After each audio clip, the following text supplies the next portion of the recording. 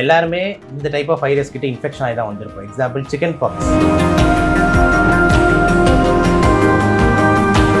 Central Africa மற்றும் western ஆஃப்ரிக்காவில் தான் பார்த்தீங்கன்னா இந்த மங்கி பாக்ஸ் வந்து பார்த்தீங்கன்னா வந்து ஒரு எபிடெமிக்காக வருஷம் வந்து வந்துட்டு இருக்கு.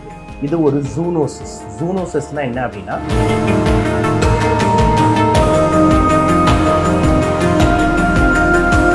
அங்கங்க கழுத்துகள் இந்த பகுதியிலலாம் வந்து பார்த்தீங்கன்னா பெருசு பெருசாக கண்டு அதை உருள்ற மாதிரி நெறிக்கட்டிகள் வந்து ஃபார்ம் ஆகும். இது முதல் வாரத்தில். ரெண்டாவது வாரத்தில் அந்த ரேஷ் ஆச்சுல ரெட்டா, அந்த ரேஷோட சைஸஸ்லாம் பெருசாகுது. அதில் வந்து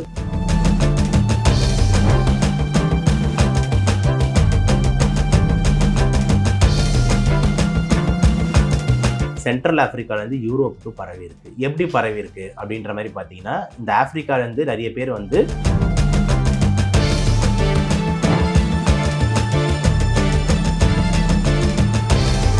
நான் நம்புறதுக்கான காரணம் இதுவும் ஒன்று. ஏன் அப்படின்னா கொரோனான்றது வந்து ஈஸியாக பரவக்கூடிய காற்றுல பரவக்கூடிய நோய். இப்போ நான் இரும்புறேன் தும்புறேன்னா இட்ஸ் அ ரெஸ்பிரேட்டரி இன்ஃபெக்ஷன். லங்ஸ்லேருந்து அப்படின்னா அப்படி வந்து எல்லாருக்கும் பரவும். ஆனால் மங்கி பாக்ஸ்ன்றது வந்து பார்த்தீங்கன்னா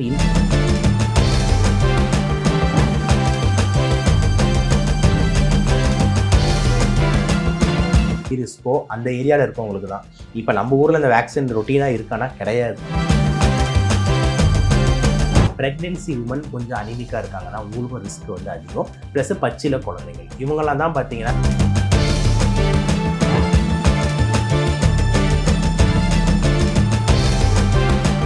நாய்க்குட்டிங்க எல்லாத்துக்கும் பரவி அதுக்கப்புறம் அதுங்களுக்கு நம்மளுக்கு பரப்பி அப்படின்ற லெவலுக்கு போகும்போது அதுக்கப்புறம் உட்காந்து ஐயோ லாக்டவுன்.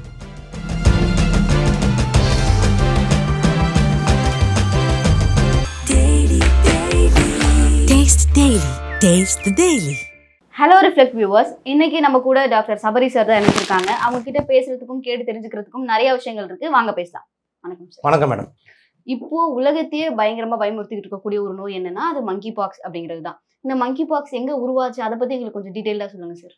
இது வந்து மங்கி பாக்ஸ். பாக்ஸ்ன்னு முதல்ல பேசுவோம். பாக்ஸ்ன்றது ஒரு வைரஸ். பாக்ஸ் வைரஸ் அப்படின்னு சொல்லுவாங்க. இது ஒன்றும் புதுசு கிடையாது. நம்ம எல்லாருமே இந்த டைப் ஆஃப் வைரஸ் கிட்ட இன்ஃபெக்ஷன் ஆகி தான் வந்திருப்போம். எக்ஸாம்பிள் சிக்கன் பாக்ஸ் அப்படின்னு தெரியும் நம்ம எல்லாருக்குமே. சிக்கன் பாக்ஸ்ன்றது நம்ம சின்ன வயசு நம்ம எல்லாருக்கும் அம்மை போட்டிருக்கு அப்படின்னு சொல்லுவோம். அதுக்கப்புறம் அது சரியாயிடும். இதுக்கு முன்னாடி வந்து பார்த்தீங்கன்னா ஒரு பெரிய ஒரு நோய் இருந்தது. அது பேர் வந்து சின்ன அம்மைன்னு சொல்லுவாங்க. ஸ்மால் பாக்ஸ் அப்படின்னு சொல்லுவாங்க. அதே பாக்ஸ் குடும்பத்தை சேர்ந்த இன்னொரு வைரஸ் தான் இந்த மங்கி பாக்ஸ். ஓகே, ஸோ மங்கி பாக்ஸ்ன்றது எங்கே வந்து ஃபர்ஸ்ட் ஆரிஜினேட் ஆச்சு அப்படின்னு பார்த்தீங்கன்னா வந்து இந்த காங்கோ பெல்ட்டில், அதாவது சென்ட்ரல் ஆஃப்ரிக்காவில். சென்ட்ரல் ஆஃப்ரிக்கா மற்றும் வெஸ்டர்ன் ஆஃப்ரிக்காவில் தான் பார்த்தீங்கன்னா இந்த மங்கி பாக்ஸ் வந்து பார்த்தீங்கன்னா வந்து ஒரு எபிடெமிக்காக வருஷம் வந்து வந்துகிட்டு இருக்கு. இது ஒரு ஜூனோசிஸ். ஜூனோசிஸ்னால் என்ன அப்படின்னா விலங்குகள்ல இருந்து மனிதர்களுக்கு பரவக்கூடிய ஒரு நோய். அதுதான் ஜூனோசிஸ்ன்னு சொல்லுவாங்க. இந்த மங்கி பாக்ஸை மெயினாக வந்து பரப்புறது யாரு அப்படின்னு பார்த்தீங்கன்னா நிறைய பேர் மங்கின்னு பேரை காட்டோன்னா அப்போ குரங்கு தான் பரப்புது அப்படின்னு நினச்சிப்போம். ஆனால் மெயின் வந்து பார்த்தீங்கன்னா ரோடன்ஸ்ன்றதுனா இந்த பொந்துகளில் வாழக்கூடிய கிரியேச்சர்ஸ். இப்போ எக்ஸாம்பிள் வந்து பார்த்தீங்கன்னா காட்டு எலிகள், ஓகே, அதே மாதிரி வந்துட்டு அணில்கள், type of rope squirrels, rope rats, இந்த மாதிரியான விலங்குகள் தான் அந்த சென்ட்ரல் ஆஃப்ரிக்காவில் இந்த மங்கி பாக்ஸ் வைரஸை வந்து பரப்புது. எப்படி பரப்புது அப்படின்னா அந்த எலிகளோ இல்லைன்னா அந்த ஸ்குவிரல்களோ கூட கான்டாக்டில் வர மனிதர்களை வந்து கடிக்கும் போதோ இல்லைன்னா நக்கும் போதோ இல்லைன்னா கீறும் போதோ இவங்களுக்கு வந்து பரவுது. இதுதான் வந்து மங்கி பாக்ஸோட மெயின் இன்ட்ரடக்ஷனாக நம்ம வந்து எடுத்துக்கலாம். இப்போ இந்த ஸ்மால் பாக்ஸ்க்கும் மங்கி பாக்ஸ்க்கும் என்ன டிஃபரன்ஸ்? என்ன டிஃப்ரென்ஸ் அப்படின்னு பார்த்தீங்கன்னா வைரஸோட ஸ்ட்ரக்சரில் வந்து பார்த்தீங்கன்னா வந்து ஒரு ஸ்லைட் மாற்றம் தான். அதில் வந்து ரொம்ப டிஃப்ரென்ஸ் கிடையாது. என்ன டிஃப்ரென்ஸ்ன்னு சொல்லலாம் மெயினாக அப்படின்னு பார்த்தீங்கன்னா ஸ்மால் பாக்ஸ் வந்து ரொம்ப டேஞ்சரஸ். அந்த டைம் அப்போ வேக்சினேஷன் எராவே கிடையாது அப்படின்னும் போது நிறைய பேர் கொத்தாக இறந்தாங்க. ஆனால் மங்கி பாக்ஸ் பொறுத்த வரைக்கும் அதோட கொஞ்சம் விருலன்ஸ் வந்து குறைவு தான். ஓகேங்களா, ஒன்று. ரெண்டாவது என்ன மாதிரி வெளிப்பாடுகள் வந்து இந்த மங்கி பாக்ஸ் கொண்டு வருது அப்படின்னு பார்த்தீங்கன்னா முதல் வாரம் ரெண்டாவது வாரம்னு பிரிச்சுக்கலாம். முதல் வாரத்தில் வந்து எல்லாருக்கும் வர மாதிரி ஜுரங்கள் தான் வருது. அப்போ எல்லாருமே கன்ஃபியூஸ் ஆவாங்க. இது என்ன டெங்கு காய்ச்சலா, அப்புறம் டைஃபாய்டா, அப்புறம் என்ன வந்து இல்லைனா இதுவா அப்படின்னு. ஏன்னா எல்லாத்தையுமே காய்ச்சல்ன்றது காமன் சிம்டம். ஆனால் அந்த மங்கி பாக்ஸில் ஸ்பெசிஃபிக்காக அந்த முதல் வாரத்திலே ரேஷ் வர ஆரம்பிக்குது.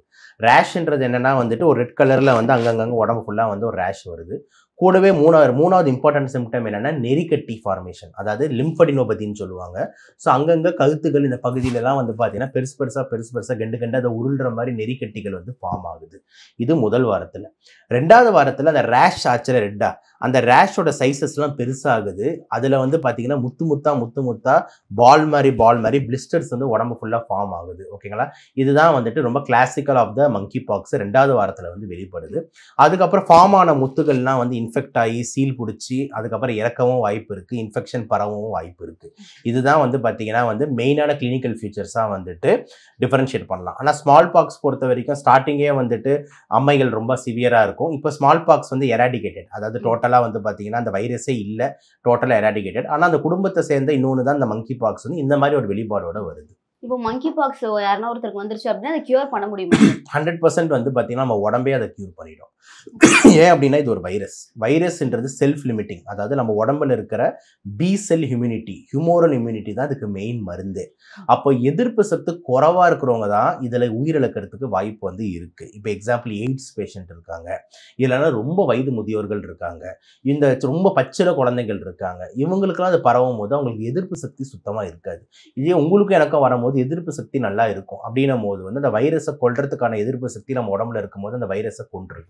அதனால வந்து மங்கி பாக்ஸுக்கு மெயினவே வந்து பார்த்தீங்கன்னா வந்துட்டு நம்ம உடம்புல இருக்கிற எதிர்ப்பு சக்தி தான். இதை தாண்டி மருந்துகள்னு எடுத்துக்கிட்டிங்கன்னா மருந்துகளும் வந்துட்டு இருக்குது. எக்ஸாம்பிள் வந்து பார்த்தீங்கன்னா ஏசைக்ளோவிர், கேன்சைக்ளோவிர், ஃபோஸ்கார்னெட், அதே மாதிரி இன்னொரு மாத்திரைலாம் எந்த அப்ரூவ் பண்ணியிருக்காங்க.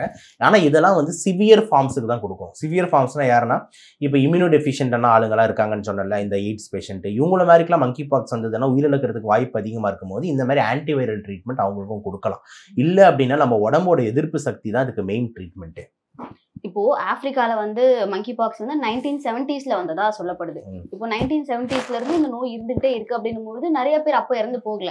இப்போ 2024 தான் நிறைய பேர் இறந்துட்டு வராங்க மங்கி பாக்ஸ்னால. அப்படின்னா அதுக்கு காரணம் என்ன சார்? மெயின் மியூட்டேஷன் தான். ஓகேங்களா? இப்போ எக்ஸாம்பிள் வந்து பார்த்தீங்கன்னா நம்ம 1970s இருந்த மாதிரியே தான் இப்போ பஸ்ஸுங்கள் ஓடுதா, இல்லை 1970s இருந்த மாதிரியே தான் வந்து இப்போ சினிமா தேட்டர் இருக்கா, இப்போ 1970s இருந்த மாதிரியே தான் இப்போ சாலை வசதிகள் இருக்கானா? எதுவுமே கிடையாது. எல்லாமே மாறுது. ஓகே, 1970s இருந்த மாதிரி தான் நம்ம ஆடைகள் இப்போ அணிகிறோமா, இல்லை அந்த ஹேர் ஸ்டைல் இப்போ வைக்கிறோமா அப்படின்னா கிடையாது. எல்லாமே வந்து பார்த்தீங்கன்னா அடுத்தடுத்த போகும்போது மாடர்னைஸ் ஆகுது. அதே மாதிரி அந்த உயிரினமும் மாடர்னைஸ் ஆகும். இப்போ ஸ்மால் பாக்ஸ், மங்கி பாக்ஸ் இந்த வைரஸ் வந்து பார்த்தீங்கன்னா அடுத்தடுத்த வருஷத்தில் வந்து பார்த்தீங்கன்னா அதோட ஸ்ட்ரெயினை மாற்றுது, அது மியூட்டேட் ஆகிக்குது. ஓகேங்களா? போன வருஷம் வந்தோம், பெருசாக வந்து நம்மளால் சர்வே பண்ண முடியல. அதுக்கு காரணம் வந்து பார்த்தீங்கன்னா கொஞ்சம் நம்ம இந்த ஆங்கிள் எல்லாம் வீக்காக இருக்கும்ட்டு ஜெனட்டிக் மாடிஃபிகேஷன்ஸ் அதோட உடம்புல அதுவே பண்ணிட்டு அடுத்த வருஷம் வரும்போது இன்னும் கொஞ்சம் பொட்டென்ட்டாக வருது. அந்த வருஷத்தில் கற்றுக்கிட்ட பாடத்தோட அந்த அடுத்த வருஷம் வரும்போது இன்னும் பொட்டென்ட்டாக வருது. அதனால் வந்து பார்த்தீங்கன்னா வருஷம் அதோட பரிமாற்றங்கள் மாறுறதுனால தான் இந்த உயிர் சதவீதம் எண்ணிக்கையும் ஏறுதுன்னு நம்ம எடுத்துக்கலாம். இப்போ மங்கி பாக்ஸோட கிளேட் 2 கூட கொஞ்சம் பரவாயில்ல. ஆனால் கிளேட் 1 வந்து ரொம்ப மோசமானது அப்படின்னு சொல்றாங்க இல்லையா? இந்த கிளேட் 2னா என்ன, கிளேட் 1னா என்ன, இது ரெண்டுத்துக்கும் இருக்க டிஃப்ரென்ஸ் என்ன சார்? பெருசாக வந்து இல்லை மேம், ஸ்ட்ரெயின்ஸ் தான். ஓகேங்களா? இப்போ எக்ஸாம்பிள் வந்து பார்த்தீங்கன்னா நம்மளோட கொரோனா வந்தது. கொரோனா வரும்போது alpha variant, beta variant, delta variant, அதுக்கப்புறம் ஒமேகா வேரியண்ட்டு, அதுக்கப்புறம் ஆமிக்ரான் அப்படின்னு சொல்லிட்டு ஏகப்பட்ட வேரியன்ஸ் வந்ததில்ல. அதே மாதிரி இதில் வந்து 2 சப்டைப்ஸ் தான் வந்துட்டு நீங்கள் சொல்கிற அந்த 2 பெரிய வேரியேஷன்ஸ் வந்து பார்த்தீங்கன்னா எப்பவுமே வந்து இந்த டைப் 2 வர்றது வந்து கொஞ்சம் வந்து அதோட தன்மை கொஞ்சம் வீரியம் எப்பயுமே அதிகமாக இருக்கும். எதுவாக இருந்தாலும் டெங்கு வைரஸ்ல எடுத்தீங்கன்னா டெங்கு 1, டெங்கு 2, டெங்கு 3. அந்த டெங்கு 2 வந்து பார்த்தீங்கன்னா ரொம்ப common and little more dangerous. Okay, so அந்த வேரியன்ட்ஸ் தான் அது. அதில் வந்து ஒன்று வீரியம் வந்து கொஞ்சம் அதிகமாக இருக்குது அப்படின்னு தான் நம்ம அதில் எடுத்துக்கணும். மற்றபடி அதில் கொஞ்சம் ரொம்ப டீட்டெயிலாக வந்துட்டு இதுதான் பயங்கரம் அப்படின்ற மாதிரி பேசுறதுக்கு பெருசாக ஒன்றும் இல்லை. முன்னாடி வந்து கொரோனானால லாக்டவுன் வந்துச்சு, இப்போ மங்கி பாக்ஸ்னால வந்து லாக்டவுன் வரும் அப்படிங்கிற மாதிரி பேசிக்கிறாங்க. வரதுக்கான வாய்ப்புகள் இருக்கா சார்? என்னை பொறுத்த வரைக்கும் பார்த்தீங்கன்னா கவர்மெண்ட் ஸ்ட்ரிக்டாக இருந்தாங்கன்னா லாக்டவுன்லாம் வர வேண்டியதுக்கு அவசியமே கிடையாது. இப்போ இந்த வைரஸ் எங்கேருந்து வந்து போகுது, சென்ட்ரல் ஆஃப்ரிக்காலேருந்து யூரோப்புக்கு பரவி இருக்கு. எப்படி பரவி இருக்கு அப்படின்ற மாதிரி பார்த்தீங்கன்னா இந்த ஆஃப்ரிக்காலேருந்து நிறைய பேர் வந்து வேலை வாய்ப்புக்காகவோ இல்லை டூரிசம்காகவோ மோஸ்ட்லி நிறைய பேர் வேலை வாய்ப்புக்காக வந்து இங்கேருந்து அங்கே டிரான்ஸ்போர்ட் ஆகிறாங்க. அதே மாதிரி வந்து பார்த்தீங்கன்னா விலங்குகளும் ஜூ பர்பஸஸ்க்காக ஆஃப்ரிக்காலேருந்து நிறைய விலங்குகள் வந்து ஜூக்காக வந்து வேறு நாடுகளில் வந்து எடுத்துப்பாங்க. அதேமாரி இந்த ரிசர்ச் பர்பஸஸ்க்காக வந்து எடுத்துகிட்டு போவாங்க. பெட்ஸு டிரான்ஸ்ஃபர் நடக்கும். ஸோ இந்த மாதிரி இந்த விலங்குகளை டிரான்ஸ்போர்ட் பண்ணுறாங்க. அப்படி பண்ணும்போது இங்கேருந்து இந்த இன்ஃபெக்டட் ஆள் அங்கே போகும்போது அங்கே இருக்கிற விலங்குகளுக்கு பரப்புகிறாங்க, அங்கே இருக்கிற ஆளுகளுக்கு பரப்புகிறாங்க. அப்போது இந்தியன் கவர்மெண்ட் வந்து ரொம்ப ஸ்ட்ரிக்டாக இருந்து நம்மளோட ஏர்போர்ட்ஸ் அத்தாரிட்டி எல்லாமே ஆஃப்ரிக்காலேருந்து வந்து லேண்ட் ஆகிற ஃப்ளைட் எல்லாரையுமே வந்துட்டு ஸ்க்ரீன் பண்ணி தான் அந்த பேசஞ்சர்ஸை ஊருக்குள்ளேயே அனுப்புவோம் அப்படின்ட்டு ஸ்ட்ரிக்ட் ரூல்ஸ் கொண்டு வராங்கன்னு வச்சுக்கோம். கேசஸ் எப்படி உள்ளே வரும், எப்படி ஆஃப்ரிக்காலேருந்து பறந்தா வர முடியாது. டேரெக்டாக வந்து பறந்து நம்ம ஏர்போர்ட்டில் லேண்ட் ஆகி கஸ்டம்ஸை தாண்டி தான் உள்ளே வரணும். அப்போ எல்லா ஏர்போர்ட்ஸ்லையுமே எங்கெங்கே இருந்தெல்லாம் அந்த ஆஃப்ரிக்காஸ்லேருந்து இல்லைன்னா அந்த அஃபெக்ட் ஆன யூரோப்ஸ்லேருந்து ஃப்ளைட்ஸ் வந்து இறங்குதோ, இப்போ சென்னை ஏர்போர்ட்னு எடுத்துக்கிட்டிங்கன்னா எத்தோப்பியன் ஏர்லைன்ஸ் வந்து டெய்லி வருது. பிரிட்டிஷ் ஏர்வேஸ் டெய்லி வருது, எமிரேட்ஸ் டெய்லி வருது. அப்போ இந்த ஏர்லைன்ஸ் எல்லாருமே வந்து பார்த்தீங்கன்னா இந்த மங்கி பாக்ஸ் இருக்கிற ஏரியாஸ்லேருந்து வருது, பிரிட்டிஷ் ஏர்வேஸ், எத்தோப்பியன் எல்லாமே. அப்போது இந்த ஃப்ளைட்ஸ்லேருந்து வர பேசஞ்சர்ஸ் எல்லாருமே வந்து மெடிக்கல் ஸ்க்ரீனிங்க்கு அனுப்பணும். அனுப்பிச்சு அவங்களுக்கு ஃபீவர் இருக்கா இல்லையா, அப்படி ஃபீவர் இருக்க கேஸ்லாம் குவாரண்டைன் பண்ணி அவங்கள வந்து பார்த்தீங்கன்னா ஐசோலேட் பண்ணி அவங்களோட பிளட் டெஸ்ட்லாம் எடுத்து மங்கி பாக்ஸ் பாசிட்டிவாக இருந்தால் அவங்களை ஊருக்குள்ளேயே விடக்கூடாது. சப்போஸ் அவங்க மங்கி பாக்ஸ் நெகட்டிவாக இருந்தால் தான் ஊருக்குள்ளேயே விடணும். ஸோ இப்போ இந்த மங்கி பாக்ஸ்க்கான ஸ்க்ரீனிங்கை ஏர்போர்ட்ஸ் லெவலில் ஆரம்பித்தோம் அப்படின்னா கேஸ் உள்ளேயே வராது. ஆனால் இப்போலாம் மெத்தனை போக்கில் நம்ம அப்படியே சைலண்ட்டாக விட்டுட்டு அதுக்கப்புறம் கேசஸ்லாம் உள்ளே வந்து ஆப்பிரிக்கா ஆளுங்களாம் இங்கே கொஞ்சம் உள்ளே வந்து இங்கே கொஞ்சம் பரப்ப ஆரம்பிச்சு அப்புறம் நம்ம மக்கள் நம்மளோட நாய்க்குட்டிங்க எல்லாத்துக்கும் பரவி அதுக்கப்புறம் அதுங்களுக்கு நம்மளுக்கு பரப்பி அப்படின்ற லெவலுக்கு போகும்போது அதுக்கப்புறம் உட்காந்து ஐயோ லாக்டவுன் எல்லாரும் கொஞ்சம் சைலண்டாக வீட்டில் இருங்க அப்படின்னு சொல்றது வந்து பார்த்தீங்கன்னா ரொம்ப லேட் ஆக்ஷன் அப்படின்றத நம்ம எடுத்துக்கலாம். நம்ம நினைச்சோம்னா இப்பயே அதை நிறுத்த முடியும். ஓகேங்களா, அதுதான் நான் சொல்ல விரும்புகிறேன். இப்போ கொரோனா வந்து நம்மளுடைய எச்சில் மூலமாவும் நம்ம இரும்புறது தும்புறது மூலமா வந்து பரவும். இப்போ வந்து மங்கி பாக்ஸ் வந்து எந்த மாதிரி பரவும் சார்? Very important. இதுதான் இன்னொரு லாக்டவுன் வராதுன்னு நான் நம்புறதுக்கான காரணம் இதுவும் ஒன்று. ஏன் அப்படின்னா கொரோனான்றது வந்து ஈஸியாக பரவக்கூடிய காத்துல பரவக்கூடிய நோய். இப்போ நான் இரும்புறேன் தும்புறேன்னா இட்ஸ் அ ரெஸ்பிரேட்டரி இன்ஃபெக்ஷன், லங்ஸ்லேருந்து அப்படின்னா அப்படி வந்து எல்லாருக்கும் பரவும். ஆனால் மங்கி பாக்ஸ்ன்றது வந்து பார்த்தீங்கன்னா இந்த இன்ஃபெக்டட் ஃப்ளூயிட், ஓகேங்களா, அதுதான் வந்து மெயினாக வைரஸ் இருக்கிற கண்டென்ட். அப்போ அந்த இன்ஃபெக்டட் ஃப்ளூயிடுக்கு கான்டாக்ட் வந்தால் தான் பரவும். இப்போ எக்ஸாம்பிள் வந்து பார்த்தீங்கன்னா அந்த பேஷண்ட்டை வந்து யாரை கட்டி அணைச்சிக்கிறாங்க, இல்லை செக்ஷுவலி வந்து பார்த்தீங்கன்னா கான்டாக்டில் இருக்காங்க, இந்த மாதிரி இருக்கிறவங்களுக்கு தான் வந்துட்டு அது வந்து பரவறதுக்கு வாய்ப்பு இருக்குது. டேரெக்டாக ஒருத்தவங்க இரும்புறாங்க இல்லைனா வந்து தும்புறாங்க அப்படின்றதுல வந்து பெரிய அளவில் வந்து பரவாது. ஸோ அதனால வந்து பார்த்தீங்கன்னா டிரான்ஸ்ஃபர்மேஷன் அடுத்தடுத்த இடத்துக்கிட்ட போகிற அந்த டிரான்ஸ்மிஷன் ஸ்ப்ரெட் வந்து பார்த்தீங்கன்னா கொரோனா மாதிரி ஸ்பீடாக இருக்காது அப்படின்றத நான் ஸ்ட்ராங்காக நம்புகிறேன். ஏன்னா இது ஒரு ரெஸ்பிரேட்டரி இன்ஃபெக்ஷன் வந்து கிடையாது, ஃப்ளூயிட் மூலயமா பரவுதுன்றதுனால ரொம்ப க்ளோஸ். ஐயோ என்னடான்னு தெரியல என் பையனுக்கு இப்படி ஆயிடுச்சுன்ட்டு அவங்க அம்மா கட்டி அணைக்கிறது, அப்போ அம்மாவுக்கு வந்து அந்த வைரஸ் வந்து அவங்க கையில் உடம்புலலாம் ஒட்டிக்கிறது, இந்த அம்மா போயிட்டு வீட்டுக்கார போய் கட்டி அணைக்கிறது, அப்போ போயிட்டு அவருக்கு பரவுறது அப்படின்ற மாதிரி க்ளோஸ் டிரான்ஸ்மிஷன் நடக்கும்ன்றதுனால வந்து அவ்வளோ ஈஸியாக கொரோனா மாதிரி இது பரவாது, லாக்டவுன் வராதுன்றது தான் என்னோட நம்பிக்கை. ஏன்னா கொரோனா வந்து டாக்டர்ஸ்க்கு கூட பரவுற மாதிரி இருந்துச்சு. டாக்டர்ஸே ரொம்ப வந்து ப்ரிகாஷனரி மெஷர்ஸ்லாம் எடுத்துட்டு தான் பார்த்துக்கிட்டாங்க. இப்போ இது வந்து டாக்டர்ஸ்க்கு பரவறதுக்கான சான்சஸ் இருக்கா சார்? ஏமா மனுஷன் தானே டாக்டர்ஸும். இல்லை எனக்கு புரியுது ஏன் சொல்கிறேன்னா டாக்டர்ஸுங்களுக்கு வந்து என்ன, டாக்டர்ஸ்னா தனியாக ஏதாவது எதிர்ப்பு சக்தி இருக்கானே, ஏதாவது ஒரு இன்ஃபெக்ஷன் இந்த ஊரில் வந்ததுன்னா முதல்ல வாங்கிக்கிறதே டாக்டர்ஸும் நர்சஸ் தான். ஏன்னா அவங்க தான் பேஷண்ட்டுக்கு ஃபர்ஸ்ட் லைன் கான்டாக்டாக வந்து இருக்காங்க. ஸோ கண்டிப்பாக இப்படி உள்ளே வருது அப்படின்னும் போது பாக்ஸ் வைரஸ்க்கான வேக்சின்ஸ்லாம் டாக்டருக்கு வந்து கொடுக்கப்படணும். ஏன்னா அவங்க வந்து பார்த்தீங்கன்னா கான்டாக்ட்ஸில் வந்து இருக்க போகிறாங்க அப்படின்றதுனால டாக்டர்ஸ்க்கு பரவ வாய்ப்பு இருக்கானா அதிக வாய்ப்பு டாக்டர்ஸ்க்கு தான் இருக்குன்றது தான் ஆன்சர். இப்போ வந்து ஈஸி டார்கெட்ஸ் வந்து மங்கி பாக்ஸ் வந்து யாருக்கு சார்? இந்த வயசுல இருந்து இந்த வயசு இருக்கிறவங்களுக்கு கொஞ்சம் ஈஸியா வரும்னா யாருக்கு வரும் சார்? யாரெல்லாம் எதிர்ப்பு சக்தி குறைவா இருக்காங்களோ அவங்க தான் இந்த மங்கி பாக்ஸுக்கு வந்து பார்த்தீங்கன்னா வந்து இரையாவாங்க. யார் அப்படின்னு எடுத்துக்கிட்டிங்கன்னா வந்து ரொம்ப வயது முதியோர்கள், 70 வயசுக்கு மேலே இருக்கீங்க. ரெண்டாவது சின்ன வயசாக தான் இருக்கேன் ஆனால் என்னோட சுகர்லாம் ரொம்ப மோசமான கண்ட்ரோலில் இருக்குது, 500ல் இருக்குது, 600ல் இருக்குது, சுகர் HbA1c 8, 9 இருக்குது, எதிர்ப்பு சக்தி ரொம்ப குறைவாக இருக்குது. எய்ட்ஸ் பேஷண்ட்டுங்க, HIV எய்ட்ஸ் பேஷண்ட்டு. எந்தெந்த பேஷண்ட்லாம் வந்து இந்த க்ரானிக் ரீனல் ஃபெயிலியர் டயாலிசிஸில் இருக்காங்க, ரொம்ப நாள் ஸ்டீராய்டு மாத்திரை போட்டுக்கிட்டு இருக்காங்க, இவங்களுக்கெல்லாம் எதிர்ப்பு சக்தி குறைவு வரலாம். ப்ரெக்னென்சி உமன் கொஞ்சம் அனிமிக்காக இருக்காங்கன்னா உங்களுக்கும் ரிஸ்க் வந்து அதிகம். ப்ளஸ் பச்சில குழந்தைகள் இவங்கெல்லாம் தான் பார்த்தீங்கன்னா வந்துட்டு ஹை ரிஸ்க் குரூப்னு சொல்கிறேன். மீதி எல்லாருமே இப்போ நார்மல் நம்ம ஏஜில் இருக்கிறாலே நல்லா எதிர்ப்பு சக்தி இருக்குன்னா நம்மளாம் ஹை ரிஸ்க் குரூப்பு கிடையாது, நம்மளுக்கு பெருசாக எதுவும் ஆகாது, வந்தாலும் ஒரு வாரத்தில் ஜுரம் சரியாயிடணும். ஆனால் இந்த குரூப்லாம் தான் இறப்பத்துக்கு போகிறதுக்கு வாய்ப்பு இருக்குது. இப்போ நம்ம வந்து இம்யூனிட்டி கெயின் பண்ணணும் அப்படின்னா என்னென்ன மாதிரியான ஃபுட்ஸ் இன்டேக் பண்ணணும் சார்? நல்ல கேள்வி. இப்போ இந்த வைரஸ்க்கு அகெயின்ஸ்டாக நம்மளுக்கு தேவை ஆன்டி ஆக்சிடென்ட்ஸ் அண்ட் விட்டமின்ஸ் தான். இப்போ ஆன்டி ஆக்சிடென்ட்ஸ் எதுலேருந்து நமக்கு கிடைக்கும் அப்படின்னா vitamin C, vitamin E, vitamin A, D, அது தவிர ஜிங்க், செலீனம், குரோமியம், இது எல்லாமே ஆன்டி ஆக்சிடென்ட்ஸ். இது எதில் கிடைக்கும்னா கலராக பார்க்கறது எல்லாத்தையும் சாப்பிடுங்க அப்படின்றது ஆன்சராக இருக்குது. உடனே அப்படியே அதோ உடனே சாப்பிட்றேன் பாரு, இதோ எடுக்கிற மிரண்டா, இதோ எடுக்கிற ஃபேண்டா, கலராக சாப்பிட்றேன் அப்படின்றது தவறு. கலரான காய்கறிகள், கலரான பழங்கள், இதான் மேட்டர். இப்போ எக்ஸாம்பிள் பீட்ரூட்டு, கேரட்டு, கேப்சிகம், அதே மாதிரி ஃப்ரூட்ஸ்னு எடுத்தோம்னா மாதுளம்பழம், செவ்வாழை, எல்லாமே வேறு கலர்ஸில் இருக்கிறதுலாம் எல்லாமே இந்த விட்டமின்ஸ் கண்டென்ட் ரொம்ப அதிகமாக இருக்கும். இந்த மாதிரி காய்கறிகள் பழங்கள் நம்ம கண்டிப்பாக எடுத்துக்கணும். அப்புறம் ஜுரம் லைட்டாக ஆரம்பிக்கிறதுன்னு டாக்டர்கிட்ட உடனே போயிடுங்க. ஏன் அப்படின்னா டிலேட் ஃபேஸில் போகும்போது தான் இறப்பு அதிகம். முதல் வாரத்தையே போகும்போது மெயின் பிரச்சனை என்னென்னா ஹைட்ரேஷன் குறையும்.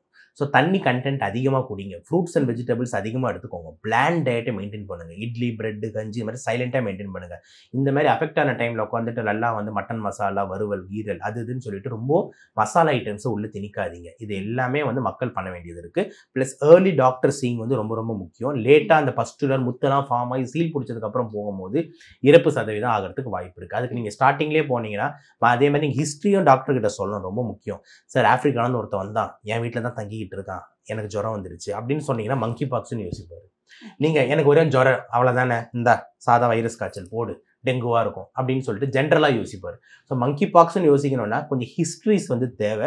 நீங்களே டாக்டர்கிட்ட கொடுங்க, நான் ஆஃப்ரிக்காலேருந்து வந்தவர் கூட தொடர்பில் இருக்கேன், இல்லை நான் ஆஃப்ரிக்கா போயிட்டு வந்தேன், இப்போ தான் ரீசெண்டாக ஒரு டூருக்காக டன்சானியா போயிட்டு வந்தேன், காங்கோ போயிட்டு வந்தேன், திடீர்னு எனக்கு ஜுரம் வந்துருச்சு, அங்கே குரங்கம்மையாமல் எனக்கு ஏதாவது இருக்குமா அப்படின்னு நீங்கள் சொன்னீங்கன்னா டாக்டருக்கு வேலை ஈஸி.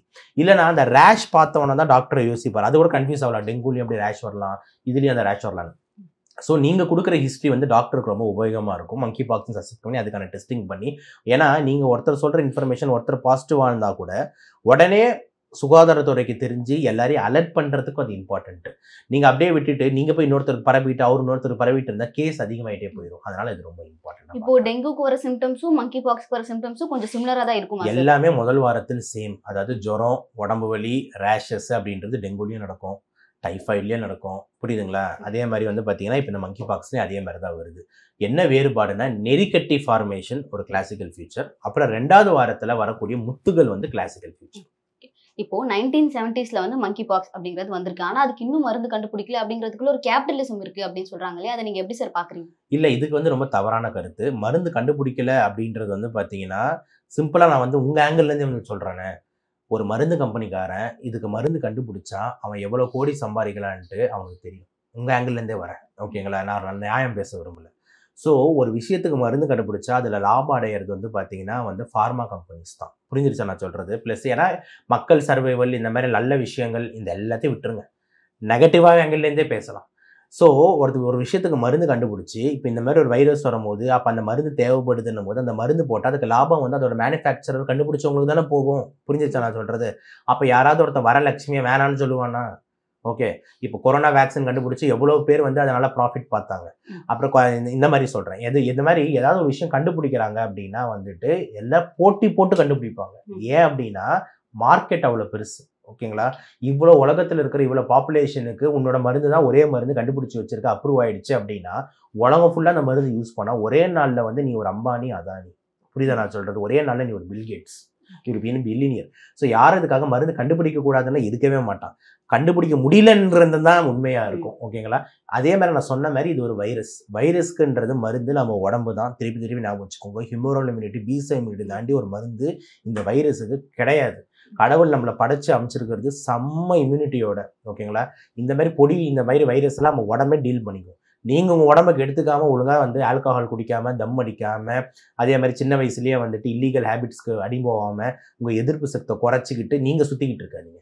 நல்ல எதிர்ப்பு சக்தியோட நீங்கள் மெயின்டைன் ஆனீங்கன்னா இந்த வைரஸ் எல்லாம் உங்கள் உடம்பு தூக்கி சாப்பிடும். இப்போ கொரோனா வந்து அமெரிக்காவில் ஃபர்ஸ்ட் வந்துருந்துச்சு, அமெரிக்காவில் வந்து நிறைய பேர் பாதிக்கப்பட்டதுனால தான் அதுக்கு ஒரு 5 மாசத்துல வந்துட்டு வேக்சினேஷன் கண்டுபிடிச்சாங்க. ஆனால் இது ஆப்பிரிக்காவில் தான் வந்துச்சு அப்படிங்கிறதுனால ஆப்பிரிக்காவில் வந்து ஒரு புவரான ஒரு பிளேஸ் தான், அதனால தான் அங்கே வந்து அவ்வளோ சீக்கிரம் மருந்து கண்டுபிடிக்கலன்னு சொல்கிறாங்க. அது வந்து பார்த்தீங்கன்னா ஒரு ஆங்கிளில் ஒத்துக்க வேண்டிய விஷயம், ஓகேங்களா?